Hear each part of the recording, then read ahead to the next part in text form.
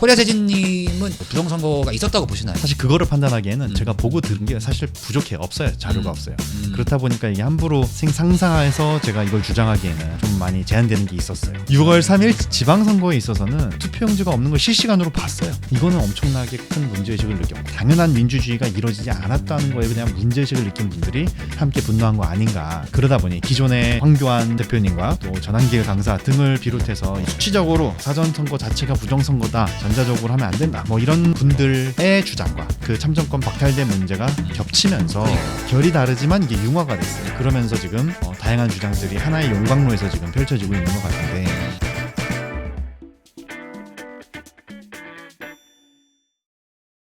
유튜브 코리아 세진을 운영하고 계신 코리아 세진이죠. 네, 본명은 김세진이지만 앞에 성을 코리아로 갈아버릴 정도로 제가 아는 사람 중에서 가장 애국심이 투철한 분입니다.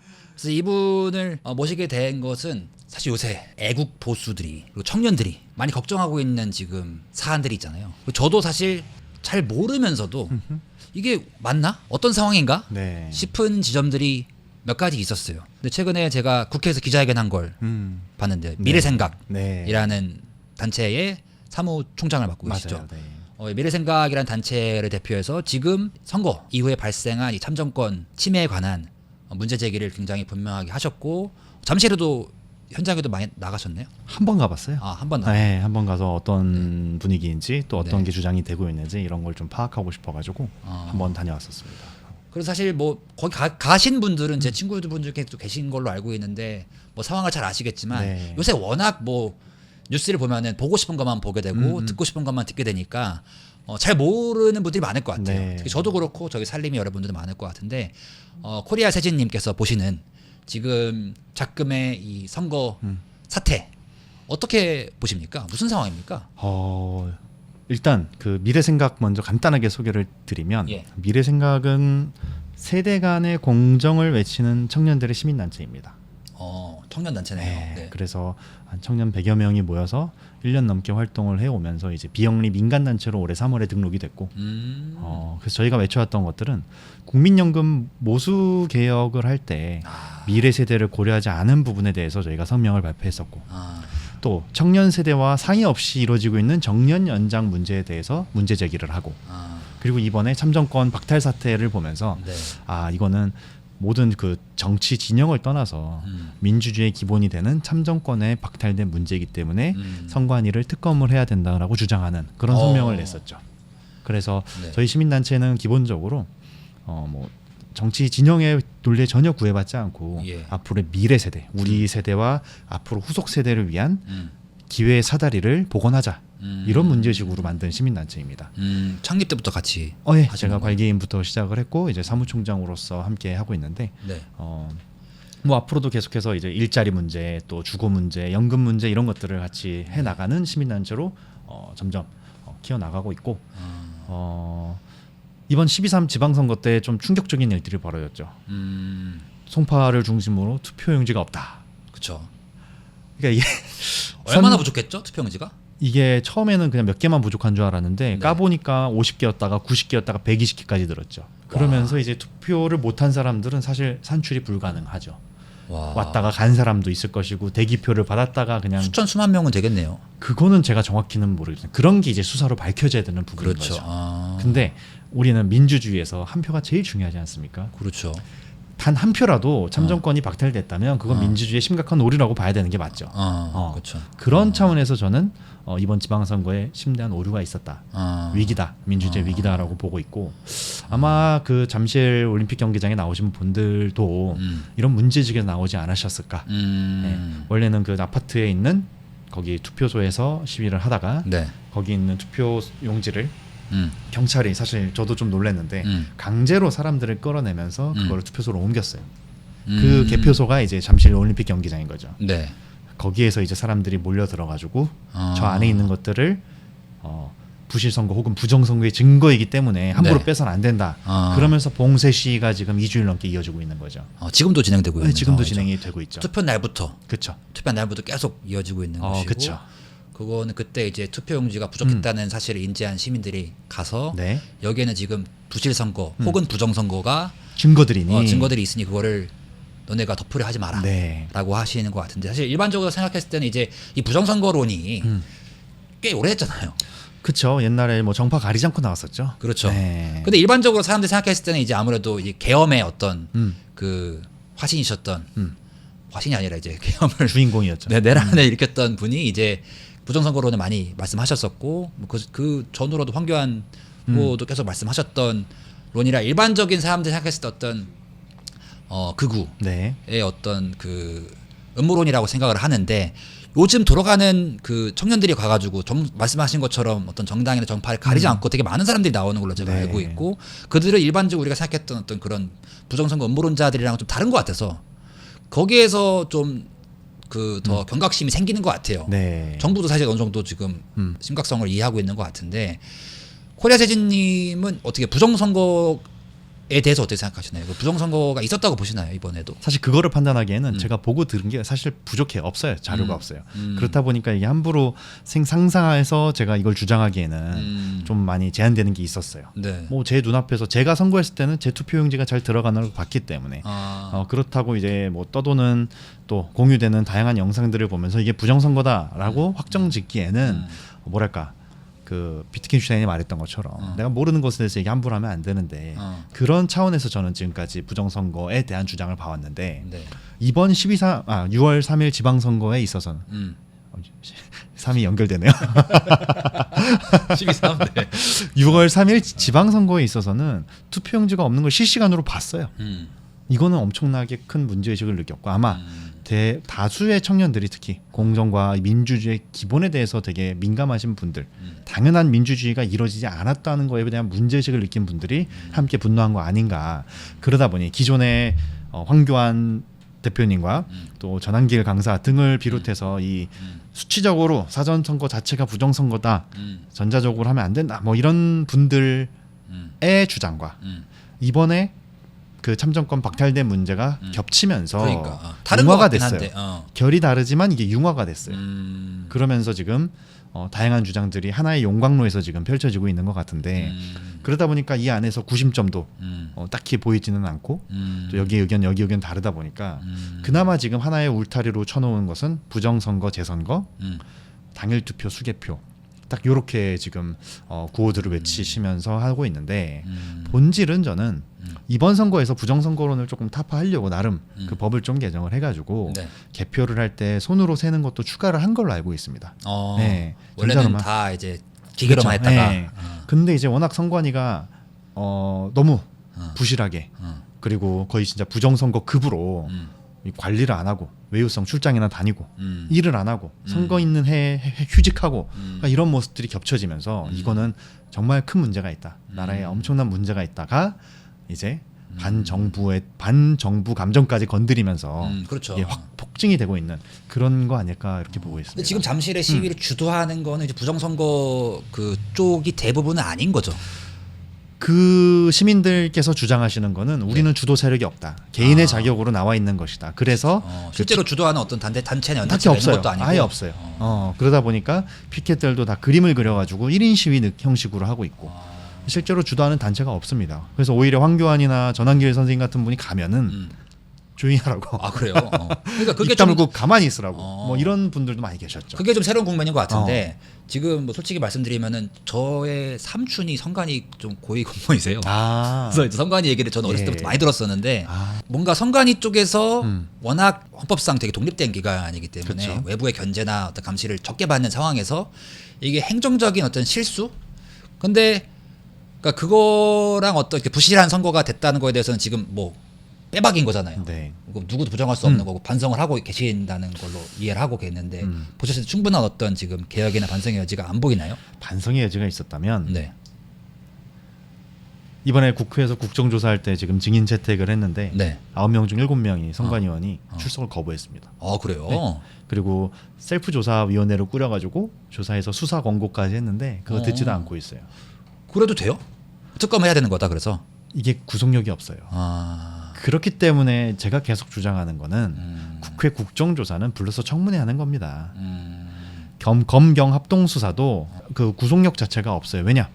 헌법상 그 선관위를 건드릴 수 있는 기관이 감사원조차도 건드리지 못하게 되어 있기 때문에 검찰, 경찰이 합쳐서 수사를 하더라도 압수수색 영장을 내면 그거 야. 영장 누가 발부해요? 법원에서 하죠. 그쵸. 그 법관들이 선관위원들이에요. 그래서 필요한 게 특검입니다. 법관들이 선관위원이에요? 네, 대법관들이 그 지역의 대법관들이 선관위 그 지역에 위원이니까. 선관위원장을 하죠. 아. 이게 그래서 헌법상 구조적으로 철옹성이 선관이에요. 선거관리위원회.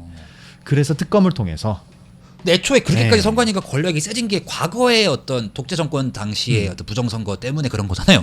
그렇죠. 그래서 민주주의의 독립성 그리고 공정성을 보장하기 위해서 헌법상의 선거관리위원회를 그렇게 거버넌스를 짠 건데 네. 이게 뭐 물이 그렇지 않게 고인 또, 거죠. 물이 고인 고이면 거지. 썩게 되죠. 아. 근데 이번에 썩어도 제대로 썩은 게 드러난 거죠. 네. 그거에 대해서 많은 국민적 지금 공감대가 있는 것 같아요. 그쵸. 뭔가 너무 지금 독립돼 있고 견제를 안 받기 때문에 아니 투표용지가 왜 부족해? 네. 이게 그거 말이 안 되잖아요. 심지어 분노하는 포인트는 선거용 투표용지를 뽑으라고 예산을 더 줬어요. 근데 투표용지를 줄여서 인수했어요. 근데 공식적인 의견은 그 정도 사람들이 많이 몰릴지 몰랐다인 거예요. 지금. 네. 과거의 선거를 봤을 때 투표율이 높지 않았다. 인데 그거는 준비가 안 돼 있는 아니 거지. 우리 유치원 반장 선거할 때도 초등학교 반장 선거할 때도 30명 투표한다 그러면은 투표용지를 혹시 모르니까 35장 준비해 놓잖아요. 지선이 제일 투표율이 낮으니 총선 대선 수준인데 총선 수준은 준비를 해놨어야죠. 적어도. 그렇죠. 정치- 지선이니까 그저께까지 사람들 많이 안 나오는 거를 감안해서 그러니까 거기는 네. 뭐 지선이라고 덜 나올 거라고 생각 안 했다라고 생각할 수 있겠지만 사실 애초에 그런 것들이 다 말이 안 되는 핑계인 거고. 그렇죠. 오케이 그렇다고 해서 지금 세진님이 부정선거론을 주장하고 계신 건 아니라고 제가 이해를 하는데 네. 그쪽 주장도 좀 궁금해요. 그러니까 애초에 왜 사전투표가 뭐가 문제입니까? 그분들이 보셨을 때 사전투표가 뭔가 조금 더 조작하기 쉽다는 지금 그렇죠. 그 전자적으로 비판인가요? 사실은 국정원에서 수사하고 검사를 했을 때도 네. 기존에 이제 언론 보도에도 나온 것들인데 국정원 수사 결과, 조사 결과 선관위에서 선관위 시스템 자체가 서버가 해킹이 쉽게 가능하다라고 발표를 했어요. 사전 투표 일단 첫 번째 문제는 사전 투표를 했어요. 원래 예전에는 부재자 투표를 했었어요. 그렇죠. 이제 사전 투표 제도가 생기면서 이틀 동안 사전 투표를 하고 음. 본 투표까지 1, 2주 시간이 있습니다. 그렇죠. 이 시기에도 여론이 사실 바뀔 수 있어요. 그럴 수 있죠. 두 번째, 이 투표함 용지를 어떻게 관리하느냐. 어. 근데 관리할 때 CCTV로 보고 또 봉인지를 붙여놓는데 그 봉인지가 우리 군에서도 봉인지 하면은 뜯으면은 뜯은 흔적이 남아야 되잖아요. 그렇죠. 근데 선관위에서 쓰는 봉인지는 흔적이 안 남아요. 봉인지인데 그냥 깨끗하게 뜯겨요. 이거 팩트입니까? 네. 오케이. 실제로 그런 실제로 선관위에서 검증했는데 그렇게 해가지고 당황해하는 모습들이 영상 다 공개가 되어 있어요. 그러면 뜯었다가 다시 붙여도 아, 모를 수 모르는 있다는 거예요. 거죠. 네. CCTV를 감시하고 저도, 있긴 네. 하지만 그래서 내가 아는 봉인지랑 다른데 이 생각이 저도 사실은 많이 들었었거든요. 즉 관리의 문제. 그리고 투표용지가 옮겨질 때 이게 우편으로 발송이 되고 그러는데 그때 어디로 셀 줄 아무도 모른다. 네. 등등. 그래서 관리 투표용지를 부족하게 준비할 정도면은 관리하는 것에서도 사실 신뢰가 잘 안 가죠. 안 가죠. 그치, 그 그러다 상황에서. 보니까 사전 투표가 굳이 필요 있느냐? 심지어 우리는 중요한 선거 때마다 공휴일을 지정을 해요. 그 말은 그쵸. 이날 가서 나 투표하라예요. 근데 공휴일도 주는데 사전 투표까지 준다는 것은 맞냐? 그러면서 이제 투표 자체의 그 정당성 문제, 그리고 여론조사의 그 여론 반영의 기간의 문제, 관리의 문제, 배송의 문제 이런 것들이 합쳐져서 사전 투표에 대한 신뢰성이 많이 낮아져 있다. 사전투표가 애초에 생긴 이유는 투표율을 좀 높이기 위하고 그쵸. 투표 투표 날에 여건을 일하시는 보장하기 분들을, 위해서. 권리를 보장하기 맞아요. 위해서였던 건데 이해했습니다. 근데 그렇기 때문에 점점 그렇기 때문에 오히려 수개표를 해야 된다는 거는 수개표가 더 믿음직하다는 이게 주장입니다. 대만 같은 경우에는 대만도 민주주의 국가잖아요. 네. 투표소에 가서 당일날 거기에서 투표를 하고 투명한 함에다가 투표용지를 넣습니다. 투명한 함에다가 네. 우리는 투명한 함에다가 프랑스도 투명해요. 그리고 그러니까 뭘 찍었는지 안 보이게 접은 그쵸, 다음에 접은 다음에 넣어요. 보이죠? 아무도 못 건드리겠죠. 왜냐하면 투표소에 있으니까. 그리고 투표가 끝났다. 선거 끝하면은 그걸 옮기는 게 아니라 바로 거기서 거기에서 해서 바로 해서 조작할 수가 없는 거예요. 그거를 하자라고 주장하는 거죠. 지금 나오신 분들은. 수개표하자는 거는 네. 이제 당일 현장에서 투표하고 현장에서 수개표하자. 바로 가자. 그렇게 해서 그렇게 하면은 음모론도 안 생길 것이고 선관위에 대해서도 신뢰도 생길 것이고 뭐 이렇게 주장을 하는 거죠. 근데 사실 저는 이 부분이 앞으로 디지털 시대이긴 하지만 그렇죠. 디지털은 사실 누구나 조작 가능하다는 거를 우리도 충분히 알고 있고. 그게 기술적으로 지금 불가능합니까? 이게 뭐요? 디지털 투표를 하는 데가 아직 다른 나라가 없나요? 에스토니아나 이런 나라들 소국들은 우리보다 훨씬 작은 규모의 나라들은 하고 네. 있죠. 네. 그리고 중국 공산당도 디지털로 하고 있죠. 중국에서 디지털 투표예요? 중국 공산당 내에서 당 내 당원들끼리 뭔가 이렇게 의사결정하고 이럴 때는 디지털 투표를 쓰는 경우들도 있긴 합니다. 세진님 같은 경우는 지금 중국 공산당 연구를 지금 몇 년째 하고 계시죠? 한 3년, 4년 정도 넘게 하고 있고 네. 앞으로도 계속 할 건데. 그렇기 때문에 네. 가장 어떻게 보면은 약간 좀 전 아이러니컬하다고 생각했는데 세진님은 뭐 육사 출신의 어떻게 보면 젊은 보수의 상징이라고 저는 그래요? 생각하는데 근데 이제 중국 공산당 연구하시는 지피지기의 어떤 네. 마음으로 공부하신다고 말씀 많이 하시는데 그래서 항상 전 그게 좀 신기했습니다. 아무튼 공산당이 저는 디지털 투표한다는 거 전혀 몰랐는데 와 그렇군요. 투표라기보단 자기들끼리 여론 수렴하거나 이런 거 그리고 당원들 승진시키고 이럴 때 여론 수렴하고 이럴 때 걔네 그 중국은 이제 디지털 여론조사 수준이구나. 네, 그렇죠. 어차피 민주주의 투표는 어차피 아니니까. 그렇구나. 네.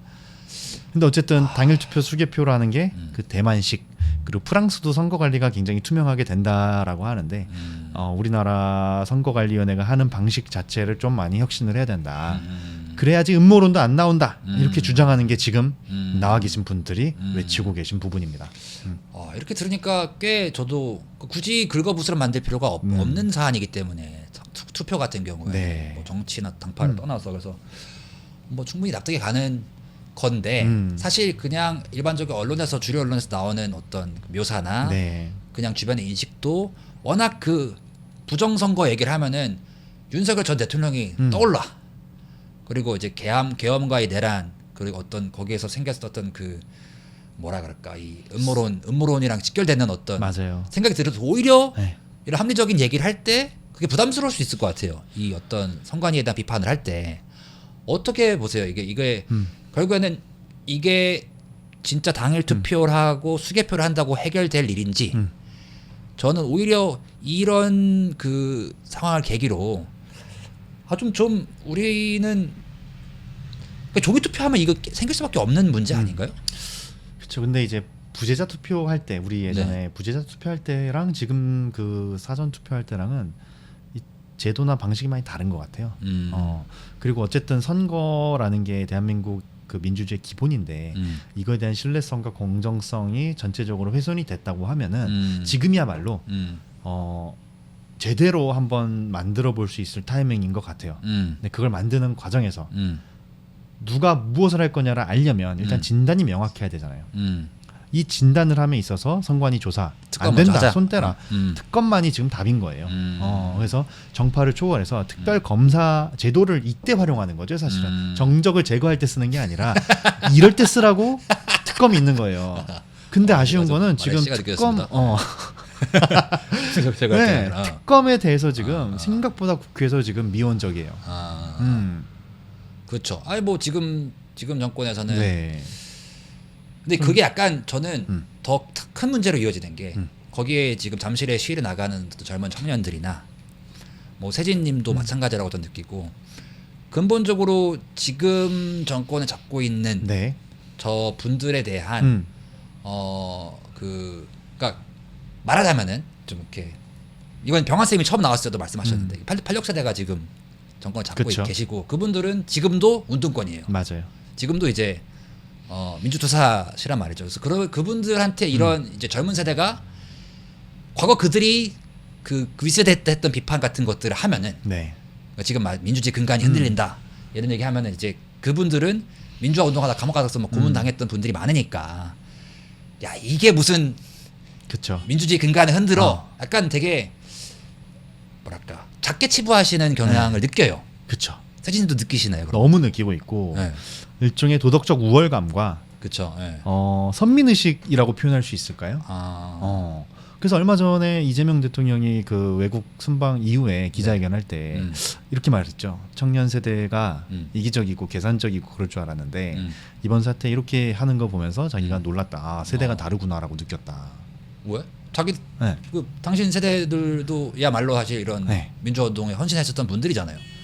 우리 세대는 안 그럴 거라고 생각을 한 건가? 그리고 그러니까 이기적이고 계산적이고 별로 이런 거에 관심이 없을 줄 알았는데 다시 봤다. 이런 공정의 문제나 이런 거에 대해서 관심을 이렇게 하니까 자기가 세대가 다르구나 이렇게 느꼈다. 그래서 저도 이 말이 도대체 무엇을 의미하는 건지 잘 모르겠지만 어쨌든 세대 간의 그렇지. 민주주의에 대한 감수성이 지금 다른 것 같아요. 다르죠. 그러니까 당신들은 이제 왜냐면 저는 그분들 되게 존경하는 입장에서 어쨌든 운동권 선배들이 이렇게 열심히 피땀 흘려서 네. 투쟁해서 얻어낸 민주주의 안에서 우리가 활동을 하는 거지만 그분들이 중요하게 생각하는 어떤 지점들이나 그분들 특히 이런 비판의 화살이 그들한테 갔을 경우에 네. 지금 어떻게 보면은 정권을 가지고 있는 분들한테 이런 지금 민주주의 근간이 흔들렸다, 참정권이 위협받았다라는 얘기를 할 경우에 그분들은 그 비판을 받는 게 되게 어색할 것 같은 거야.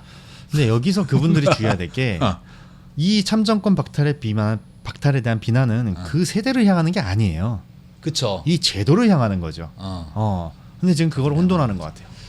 되게 어려워하시는 것 같아요. 네. 저도 개인적으로 몇 번 그런 선배님들을 만나서 얘기하다 보면은 당신들이 지금은 이제 주류이고 제도권이 됐다. 왜냐면 최근까지도 그 계엄 내란 사태에서 어떤 그 투쟁을 해서 다시 정권을 되찾았다고 보고 계시기 때문에 본인들이 특히 오랫동안 몇 세대 동안 운동과 투쟁을 해오셨던 분들이 지금은 이제 정권 잡고 계시고 주류가 된 상황에서 청년들이 이렇게 얘기하는 것들에 대해서 좀 어색하실 수 있을 것 같은데 그럴수록 이렇게 말씀하시는 게 필요하다는 생각이 들고 최근에 1인 시위한 거 봤어요. 네.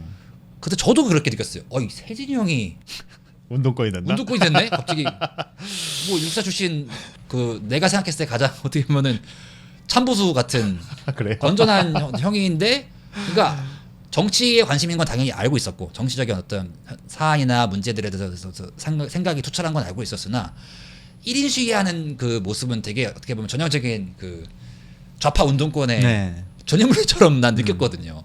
근데 세진님이 국회 가서 뭐 미래생각 대변에서 기자회견한 것도 봤지만 청와대 앞에서도 네. 1인 시위를 하셨단 말이죠. 요런 게 약간 좀 새로운 감각인 것 같아요. 잠실에서 청년들이 가서 태극기 흔드는 거랑 세진이 형이 가지고 이제 1인 시위하는 거랑 근데 그거는 그냥 단일 어떤 이슈랑은 좀 넘어서는 네. 지금 이 정권, 지금 혹은 이 세대 간의 어떤 느껴지는 그 간극에서 나오는 것 같거든요. 왜 나가신 겁니까? 1인 시위 왜 한 겁니까? 일단은 제가 했던 1인 시위는 아젠다가 명확합니다. 현재 대한민국 7, 80년 동안 육해공군 장교를 양성해왔던 사관학교들을 네. 현 정부가 네. 1년도 안 되는 시기에 어. 갑자기 어. 졸속으로 어. 통폐합을 시키려고 해요. 오케이. 그거에 대해서 반대하기 때문에 제가 현충일에도 시위를 나갔고 청와대에도 시위를 나갔고 그리고 국방부 앞에서 50시간 동안 무박으로 단식 시위까지 했었던 겁니다. 그러니까 그걸 단식 시위하는 거 보고서 내가 와 이 세상이 뒤집어졌다라는 생각을 했어요. 그러니까 왜냐면 우리가 재작년만 해도 이제 그 계엄 터졌을 때만 해도 이제 워낙 많은 장군님들이 뉴스에 나오셨잖아. 그렇죠. 그리고 나는 항상 형이 장군님들이랑 어울리는 거 내가 보잖아요. 소셜 미디어상에서 이제 워낙 많은 장군님들을 알고 계시고 워낙 그 이제 뭐 육사 출신이니까 거기서 느껴지는 어떤 형이 상징하는 어떤 뭐 오더콘 오더치 않건 마치 내가 오더콘 오더치 않건 뭐 이제 동물권 운동이나 기운동 하는 사람들이 연계돼서 보이는 것처럼 나도 김세진 하면은 물론 형 그 세진님은 뭐 육사 관련된 거 말고도 다양한 일들을 하고 있지만 뭔가 저 양반은 육군사관학교 혹은 이 대한민국의 국방 근데 그런 걸 책임지는 사람들이 1인 시위를 한다? 이건 난 상상도 안 되는 거거든요. 근데 그만큼 근데 뭔가 큰 변화가 있는 것 같은데 통폐합을 한다는 거는 큰 일이잖아요. 네. 근데 저도 잘 몰라요. 그렇게 되고 있는지는 몰랐고 세진님이 시위를 해서 저도 알게 됐어요. 이게 요새 뭐 워낙 신문을 안 보고 뉴스를 안 보고 TV를 안 봐서 이제 전반적인 흐름을 잘 모르고 자기 보고 싶은 뉴스만 봐서 그런 것 같기도 한데 사관학교를 통폐합한다는 거는 굉장히 큰 변화인 것 같은데 그만큼 또 이유가 있을 것이고 네. 뭐 왜 통합한답니까 이거를? 일단은 그 이유를 말하기 전에 네. 이게 좀 더 구조적인 문제가 현재 86세대는 대한민국 역사상 가장 강력한 권력을 갖고 있어요. 오히려 군부 정권 때보다도 언론에 대한 권력, 국회에서 오케이. 모든 상임위를 독점한 거 이런 것들은 사실 민주당 정권이 네, 그쵸. 민주당 세력이. 전두환 시대도 안 하던 일들이에요. 오케이. 자 이거 되게 지금 첫 번째 논쟁적인 어. 이야기입니다.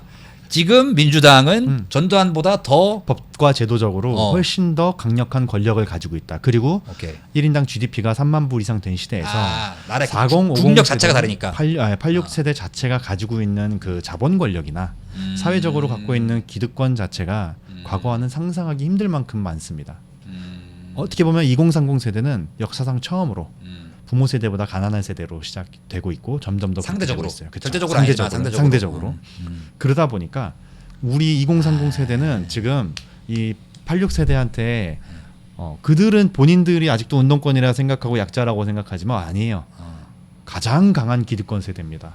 거기에서 이제 느끼는 2030들의 박탈감과 공정에 대한 또 기회의 사다리에 대한 욕망, 요구 이런 게 사실 엄청 잠재되어 있다. 지금 그게 점점 표출되고 있는 시대가 온 것 같다라고 보고 있고 사관학교 문제도 마찬가지요. 이 중요한 장교 양성 제도를 행정 권력과 입법 권력을 활용해서 무소불위로 밀어붙이고 있어요. 그 과정 자체가 일반적인 정책 결정 과정에서 우리가 알고 있는 수기 과정, 연구 과정, 검토 과정, 수기 과정이 무시된 채 왜곡이 들어가고 강요가 들어가고 절차상의 절차적으로도 어떤, 이게 많다. 문제가 많아요. 내용적으로도 문제가 있고.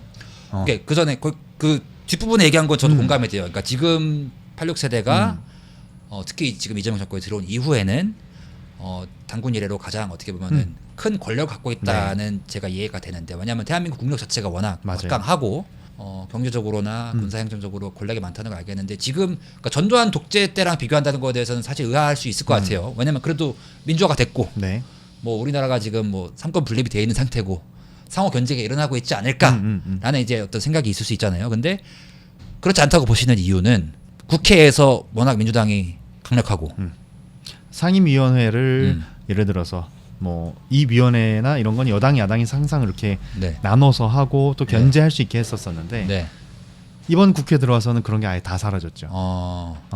왜 어떻게 사라졌다는 말씀? 그냥 모든 상임위 위원장을 다 민주당이 민주당이 독식을 하고 이런 것들이 과연 절차상으로 문제가 있는 건 아니지만 실질적으로 그렇죠. 실질적으로는 실질적인 민주주의 권력 자체가 굉장히 집중이 되고 견제받지 않는 구조가 곳곳에서 벌어졌죠. 보여지고 있다.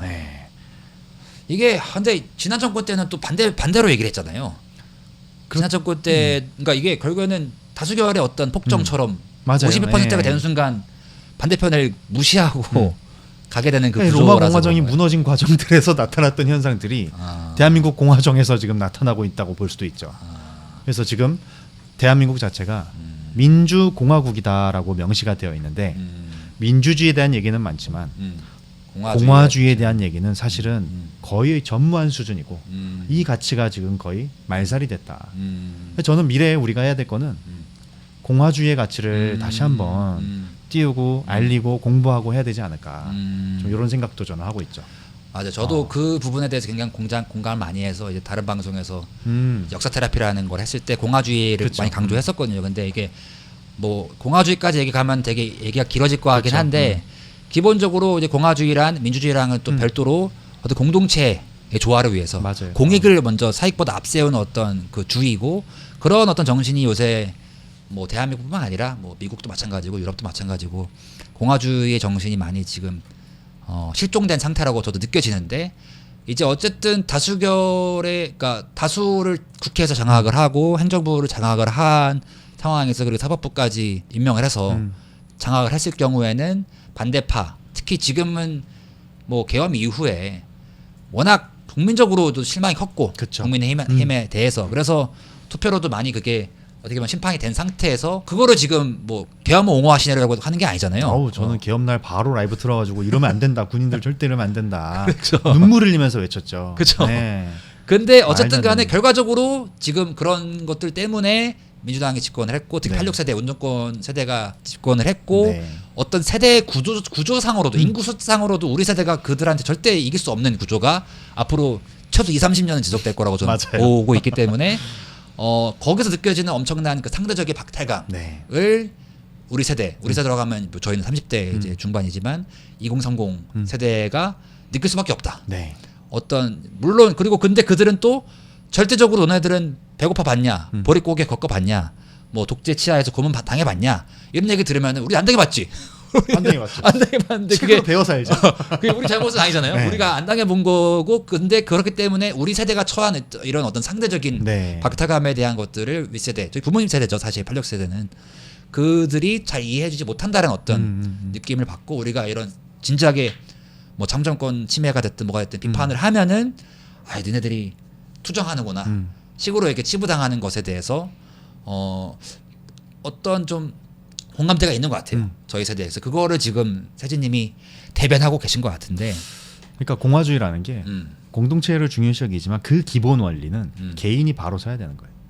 개인이 존재하는 가운데 공동체가 있는 것이고 개인이 개인으로서 존재하는 가운데 공화주의가 성립이 되는 것인데 지금은 개인도 공동체도 혼재되거나 혹은 바로 서지 못한 단계로 와가지고 이런 혼란이 일어나는 것 같고 그 세대에 대한 86세대에 대한 비판조차도 자신들에 대한 존재적 그 공격으로 받아들이는 것은 그들이 어쩌면 개인으로서 우뚝 서지 못한 결과이지도 않을까.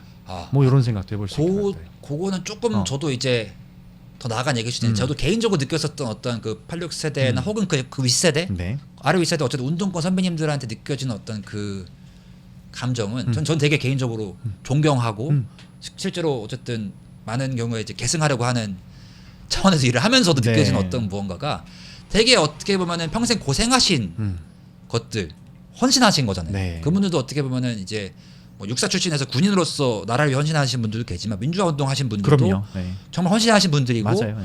근데 그분들이 느낀 어떤 보상 심리가 있는 것 같아요. 뭔가 인정을 받아야 되고 당연히 인정해드려야 되는 건데 그 우리 세대가 그거를 해야 됐을 때 뭔가 안 그거에 조금이라도 비판을 하거나 이거는 그래도 요즘 세대는 다르다라고 얘기하면은 분노하거나 모욕감을 느끼는 경우들을 느꼈어요. 그래서 이것도 어떻게 일종의 보훈의 저는 그쵸. 보훈의 차원으로 접근해야 그럼요. 된다는 네. 생각이 좀 들긴 하더라고요. 그래서 이거는 좀 저는 좀 추상적인 얘기로 가는 것 같은데 그런 어떤 공기 중에 우리가 상대적으로 느끼는 박탈감이 있다고 칩시다. 그래서 이제 아까 처음 말씀하셨던 이 국민연금 문제나 세대 간의 공정 얘기를 말씀하시는 것 같은데 그거랑 지금 육사 통합이랑은 무슨 상관입니까? 사관학교 통합이랑은 무슨 상관입니까? 왜 통합하는 겁니까? 사관학교 통합은 지금 말씀드린 것들하고 결이 따끔 달라요. 자, 오케이. 첫 번째 국방부에서 내세우는 현재 정권에서 내세우는 거는 합동성 강화, 육해 공군의 합동성을 강화해야 된다. 서로 같이 협력을 잘해야 네, 된다. 협력을 잘해야 된다. 두 번째는 인구 절벽을 대응해야 된다. 앞으로 병력 자원이 감소하기 때문에. 어차피 인구가 주니까 적게 뽑아가지고 잘 키우자. 통합형 인재로. 그거에 대해서 명확하게 답을 안 해요. 그냥 세 번째는 효율을 높여야 된다. 네 번째는 미래 전장 환경이 AI 디지털 기반이기 때문에 그거에 대비해야 된다. 이런 논리들로 육해 공사를 통합해야 된다인데 네. 사실 군사적으로나 이론적으로 이것들은 맞지가 않는 내용들이에요. 미국이나 중국은 어떻게 합니까? 다 분리해서 운영하죠. 세계를 나눠서. 육해 공사를 합친다는 생각 자체를 미국, 프랑스, 영국, 독일, 중국, 러시아, 북한은 하지 않아요. 그럼 네. 그 생각이 어디서 나온 거예요? 이게 갑자기. 12.3 계엄이죠. 12.3 계엄을 주도했던 인원 중에 육사가 많으니까. 대부분이 육사 출신이었다 보니 김용현, 노상원 뭐 이런 분들 계시잖아요. 네, 선배님들. 그래서 징벌적으로 육사가 아예 없애야 된다. 해체시켜야 된다. 육사를 해체하려는 거구나. 그래서 육사를 어디로 보낸다? 전남 장성호로 보낸다까지 답을 내놓고 거기에 모든 걸 끼워 맞추고 있는 겁니다. 그 육사를 처벌하는데 왜 해사랑 공사까지? 육사만 하면 정치적 보복이 되니 끼어가지고 하는 거고.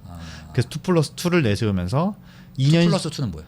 2년 대학교잖아요. 사관학교가. 네, 네. 4년 중에 2년은 네. 육해 공사를 모아서 대전에서 교육을 하고 오케이. 나머지 2년은 해사 공사는 뭐 지금 위치로 가고 어. 육사는 전남 장성으로 아예 축출을 해가지고 장성에서 2년을 가르친다. 그러면 육사가 사라지죠. 잠깐만. 네. 해사 공사는 유지한다는 거예요, 그러면? 위치 유지. 위치 유지. 근데 학교 이름은 통합하고. 학교는 국군 사관학교로 한 다음에 해사 공사는 유지를 시킬 것 같고 육사는 이름조차 지으려고 해요. 그래서 제복도 지금 바꾸겠다 하고 완전히 지금 새로 다 바꾸려고 하고 있어요. 국군 사관학교 안에 해군 사관학교를 유지한다. 그렇죠. 그 틀 안에 공사 해사 있고 육군도 있는데 육군은 육군 사관학교라는 이름 자체를 그리고 제복 자체를 즉 80년 역사 자체를 없애려고 하고 있어요. 네. 이거 팩트입니까? 이게 저는 그 팩트 아니면 드러- 말하지 않죠. 아니 그거 너무 네. 근데 누가 봐도 그거 정치적 보복이잖아요. 네. 그거는. 그래서 내세우는 명분이 합동성, 인구절벽 대응, 미래전장 대비 이런 거죠. 왠지 있어 보이거든요. 근데 어쨌든 공식적으로도 해군사관학교나 공군사관학교라 이름은 유지하되 그거는 아직 안 육군사관학교라 알려졌어요. 이름은 없앤다? 육사는 이거는 이제 문서나 이런 걸로 직접 확인한 건 아니고 얘기가 나온 것들이어서 육사는 아예 제복까지 없애는 건 팩트입니다. 지금 그래서 디자인 발주까지 들어갔어요. 네. 근데 미국 같은 경우에도 웨스트포인트는 육사에 해당하는 거죠. 웨스트포인트가 육사고 아나폴리스가 해사고. 네. 그렇죠. 그러니까 그런 식으로 다 나눠져 있는 그렇죠. 거고 그게 사실 전문화에는 훨씬 도움이 될 네. 텐데 우리나라만 바꾸려고 한다는 거는 뭐 그냥 뭐 제가 잘 군인은 아니 뭐 군인 출신이긴 하지만 어쨌든 이제 전문 직업 군인이 아니었고 전문가가 아니기 때문에 잘 모르겠지만 얼핏 들었을 때는 있어 보이죠. 그렇게 아니요 얼핏 들어봐도 네. 전문성이 도움이 안 될 것 같은데요. 아 그래요? 그럼 다행이네요. 피디님, 네. 이제 한 가지 여쭤보고 싶은 예. 게 있어가지고 근데 육사 출신으로서 네. 어떤 징벌적으로 이렇게 육사의 이름을 지우거나 이제 어떻게 보면 보복이라고 느끼실 수 있을 것 같은데 육사 출신으로서 보시기에 22.3 계엄이 어떻게 보면 결국엔 육사 중심으로 이루어서 어떤 네. 배후적인 게 분명히 있어서 그 지점에 대해서는 그 원인은 무엇이라고 생각하는지 일단 그 육사가 내란 사관학교다, 군부 독재 산실이다라고 볼 수 있어요. 충분히 공감합니다. 그런데 그건 일부분만 본 거죠. 육사 졸업생 2만 몇 명 중에 약 1,600명이 6.25 전쟁, 베트남 전쟁 그리고 북한의 각종 군사 도발에서 전사하고 순직했어요. 2만여 명 전체 여태까지 졸업생 전체 2만여 명 2만여 명밖에 안 중에 되고 1,600명이요. 600명이 이런 학교가 대한민국에 있나요? 뭐 없죠.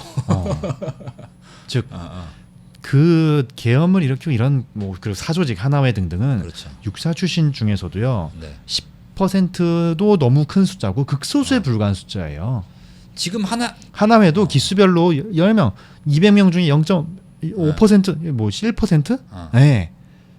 얼마 안 되는 세진님이 퍼센트였어요. 그 학교 몇 다닐 개 때는 기수. 하나회가 있었나요? 아니 전혀 없죠. 없었죠. 1990년대 초반에 문민정부 이후에는 네. 육사 내에서 그런 거 전혀 없고 과거 군부에 대해서도 배우지도 않고 네. 아예 지난 40년 동안 지난 30 최소 한 30년 동안은 그런 것과는 완전히 분리된 현대식 교육을 다 받았어요. 민주주의에 대한 원칙 그리고 우리는 헌정 질서를 수호하는 자유민주주의를 수호하기 위해서 목숨을 바친다. 이런 교육만 받았지. 거기서 뭐 정치적인 거나 과거에 우리 선배들이 이런 걸 했으니까 우리도 그걸 따라가야 된다. 이런 거는 단 한 번도 들어본 적이 없습니다. 민주화 이후에 그랬을 것 같아요. 당연하죠. 당연히 그랬을 것 같습니다. 그래서 국민의 군대를 만들기 위해서 노력해온 게 우리 출신들뿐만 아니라 우리 군인들이었어요.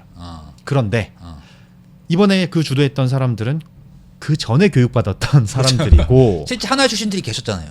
이번에 한 사람들은 중에 없었네? 하나회는 없었다. 없어요. 오케이, 잘 알겠습니다. 하나회는 이미 하나회 알자회 이런 것들은 사라졌기 때문에 그리고 사조직이나 이런 게 있으면은 네. 저희들이 정말 경계합니다. 조금만 침묵하고 뭐 학교끼리 모인다 그러면 쟤네 왜 저래라는 분위기가 항상 있었어요. 그렇기 때문에 이 지금 생도들이 그렇게 내란 사관학교다 이렇게 오해받는 거에 통탄스러운 일이에요. 자. 그렇죠. 그 사람들 잘못한 건 맞아요. 그 어. 사람들 처벌해야 돼요. 왜? 국회 군대를 보냈다는 그 하나만으로도 12.3 계엄은 불법입니다. 그렇죠. 헌법에 명시된 걸 위반한 거예요, 정면으로. 저는 그렇게 주장하는 사람이고 그리고 12.3 계엄에 대해서 현역들뿐만 아니라 육사 출신들 대부분이 이건 아니지라고 다 생각해요. 그래요? 당연하죠. 주의 여론이 당연하죠. 예. 육사에 이제 뭐 동문회 같은 게 있을 거 아니에요? 네, 다 있죠. 거기 활동 열심히 하시나요? 총동창회에 소속은 되어 있지만 네. 뭐 열심히 활동 뭐 열심히까지는 아닌 것 같고 어쨌든 그냥 소속은 되어 있는데 그쪽에서 어떤 여론이 동문회 여론도 다들 이제 속타해요. 그날 계엄이 있을 때도 후배들이나 뭐 동문들도 가슴 속타하고 그리고 모르시겠지만 그 계엄 전후로 네. 그런 거에 대해서 반대하고 나름의 소극적으로 음. 임했던 사람들이 육사 출신들이 많이 있습니다. 네. 근데 언론에는 하나도 안 나왔죠. 안 나오겠죠. 네. 어쨌든 계엄 사태가 발생을 했을 때 물론 뭐 그 내란 수계는 육사 출신이 아니시지만 그죠? 뭐 동조하는 분들이 육사 동조하신 출신이니까. 분들이 뭐 네. 계시니까. 근데 왜 육사 출신이 됐냐? 어. 아니 군에서 가장 요직을 하고 가장 그 작전이나 이런 것들을 요직을 사실 했던 사람들이 육사 출신이다 보니 그렇죠. 그럼 육사 출신 이런 그 학군 출신 선배님께서 저희 아버지도 학군 출신이었는데 학군 출신 선배님한테 이런 얘기하더라고. 야 그럼 경험할 때 육사 데리고 하지 누구 데리고 하냐. 학교만 모아놓고 할 수 있는 거 아니고. 그러니까 그렇게 되는 거예요. 그러니까 이 육사라는 게 대한민국 정부 수립 이전부터 있었던 학교로 우리 국방의 중추였다 보니 이런 멍에까지 쓰게 된 거고 그런 면에서 육사 출신들이 스스로 더 성찰을 하고 네. 대한민국 국방이 어떻게 더 기여할 수 있을지 더 헌신하고 이런 모습들로 살아가는 분들이 적지 않습니다. 정말이에요. 지금도 묵묵히 자신의 위치에서 나라를 위해서 헌신하는 분들이 출신 구분하지 않고 있는데 육사 출신 제 전우님들도 정말 열심히 하고 계세요. 그래서 더 가슴 아파하시고 울분에 차 있어요. 이쯤 보시면 저희 살림이들께서 이제 제가 왜 세진님을 모셨는지 아실 수 있을 것 같은데 눈빛에서 지금 방금도 그래요? 보셨을 것 같아요. 눈빛이 왜? 그 정말 저는 강직한 눈빛이 그래요? 보여져서 그러니까 뭐 저희가 역사책에서 봤던 그 참군인 그 약간 뭐라 그래요? 그 나라를 위해서 진짜 목숨 바칠 것 같은 그런 그렇게 살아왔죠. 에너지가 느껴져요. 눈 동그랗게 저 떴을 때. 근데 저도 이런 분을 직접 만나기 전까지는 제가 뭐 저도 이제 일반적인 국민들의 군대 생활이 군대 경험이라는 것이 사실 되게 육사 출신의 어떤 되게 그런 책임감 있고 어떻게 보면 엘리트잖아요. 군인들 사이에서 엘리트 군인들을 만날 경우는 적고 대부분의 군대에서의 경험은 되게 형편없는 그 그쵸. 비효율적과 어떤 부조리를 겪거나 네. 뭔가 인생에서 어떤 안타까운 경험들을 하다가 이제 제대를 하는 경우도 있고 하다 보니 세진님 같은 분들을 만날 경우가 드물 것 같아요. 저도 태제에서 일을 하면서 세진님 만나 뵙고서 그렇죠. 이야기를 이렇게 들으면서 이런 군인이 있구나. 사실 이런 군인이 있어야 또 말씀드렸던 이 공화주의나 대한민국 자유민주주의를 수호하거나 이런 일들이 가능하다는 것도 저도 이론적으로는 생각을 하는데 실제 이렇게 이야기를 하거나 듣기 전까지는 그렇게 느끼긴 어려운 것 같아요. 그래서 이쯤에서 한번 여쭙고 싶은 게 사실 이제 책 얘기를 해야 되는데